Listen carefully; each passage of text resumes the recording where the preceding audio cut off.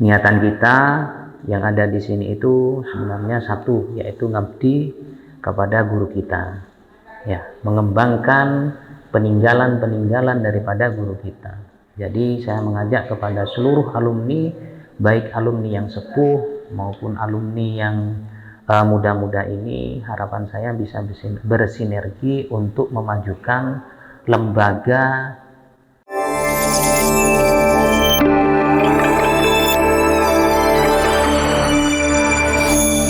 Assalamualaikum warahmatullahi wabarakatuh. Waalaikumsalam warahmatullahi Selamat datang di wabarakatuh. Podgis Media, sarana informasi dan komunikasi seputar sekolah kita. Pada kesempatan kali ini kita akan berbincang-bincang dengan Bapak Jailani SPD selaku Kepala SMP SMA Global Islamic School Al-Amin. Apa kabar Pak? Alhamdulillah baik Mas. Sebagai kepala sekolah di SMP dan SMA ini Pak, tentunya Bapak memiliki banyak sekali pengalaman selama ada di sini. Bisa ceritakan sedikit Pak perjalanan Anda selama di sini? Baik, terima kasih atas waktunya. Pertanyaannya sungguh menarik. Pertama-tama yang ingin saya jelaskan adalah terkait keberadaan saya di sini. Jadi awal itu ya pas kuliah memang tidak ada niatan untuk menjadi seorang guru. Kemudian di situ saya membangun jaringan bersama teman-teman saya sesama ya organisasi itu. Di situ muncul satu tujuan, yaitu ingin mengembangkan UMKM. Alhasil setelah lulus itu saya diminta untuk bantu pondok, karena di pondok ini akan didirikan lembaga sekolah, dan itu yang menginformasikan itu kepada orang tua saya adalah Ibu Nyai. Ya, saya berpikir jauh, wah ini kalau ditolak saya khawatir jadi murid yang durhaka nanti, kan seperti itu. Setelah mikir hampir 1 mingguan, ya sudah, kalau memang ini takdir saya untuk ngabdi di lembaga, ya sudah. Dan akhirnya 2013 itu baru masuk ke sini, baru masuk sekolah juga baru berdiri. Pada saat itu hanya SMP saja, SMP. Seiring perjalanan waktu, kemudian dari siswa yang sedikit sampai yang sekarang ini, alhamdulillah prosesnya sudah luar biasa menurut saya. Dan perlu diingat, ketika saya masuk ke sini itu saya langsung diberi jabatan sebagai wakil kesiswaan dulu. Jadi wakil kepala sekolah bidang kesiswaan itu kurang lebih 1 tahun, 1,5 tahun ya. Baru tahun 2014 akhir ya, yaitu saya diangkat menjadi kurikulum di SMP-nya. Kemudian ya hampir lama baru selesai jabatan saya menjadi kurikulum itu kurang lebih ya tahun 2023 itu selesai. 2023 semester 2 itu saya selesai. Nah, akhirnya saya diangkat jadi kepala sekolah untuk membantu di SMP-nya sampai saat ini. Kemudian seiring berjalannya waktu juga saya diminta untuk membantu di SMA-nya, karena harapan yayasan itu kita bisa berjalan bersama-sama.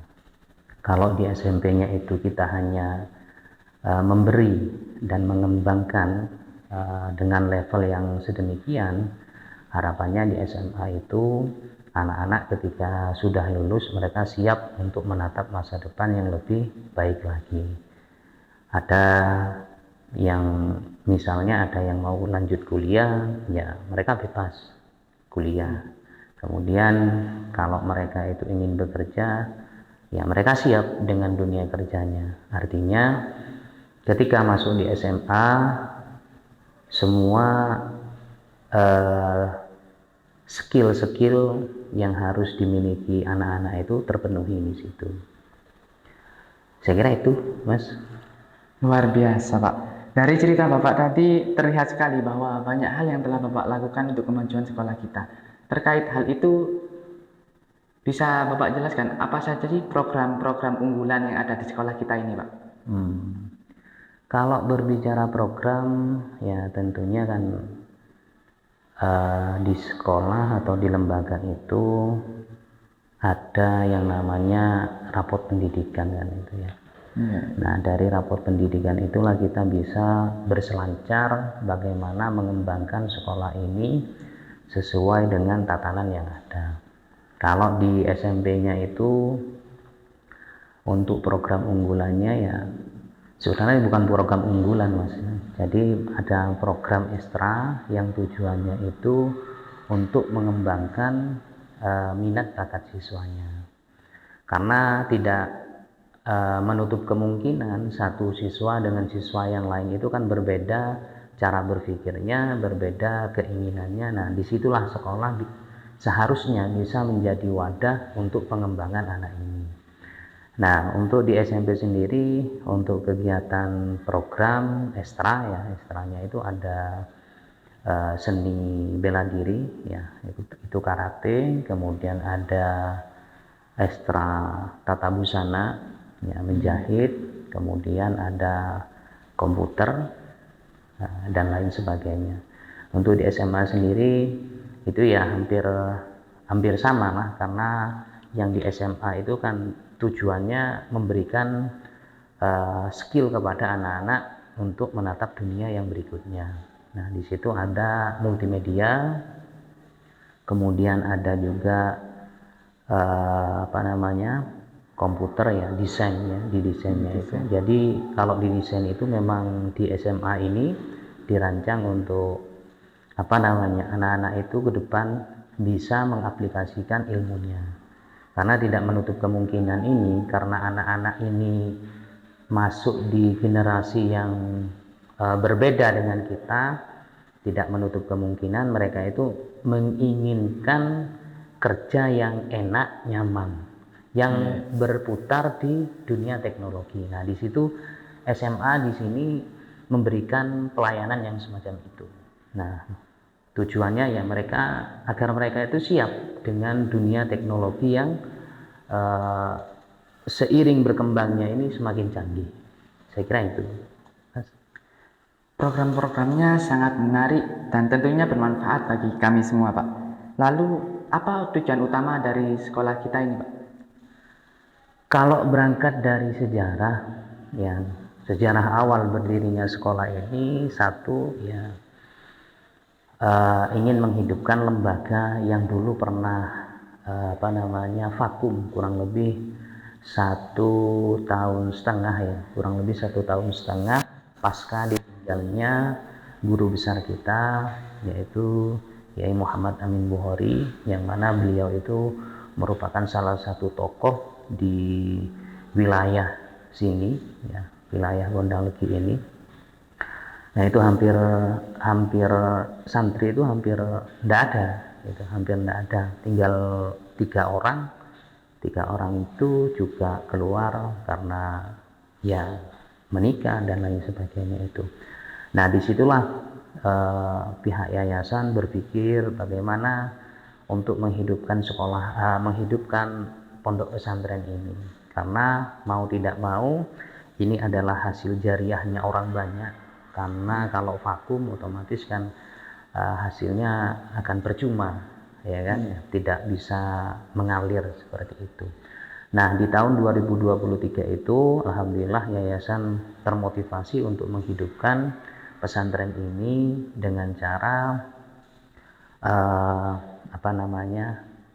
double counting ya, double counting itu pesantrennya jalan, kemudian membuka lembaga pendidikan formal dengan harapan ya bisa menghidupkan pondoknya, juga bisa mengembangkan sekolah ketika dua lembaga ini bisa berjalan bersama. Dan alhamdulillah seiring berjalannya waktu ya, berkembang, kemudian siswa juga semakin banyak, disitulah kita mulai merubah cara berpikir atau merubah tujuan yang awal dari menghidupkan pesantren itu lebih fokus kepada peserta didiknya, yaitu tadi salah satunya bagaimana generasi selanjutnya ini khususnya lulusan-lulusan kita ini bisa bersaing dengan mereka yang di luar, seperti itu.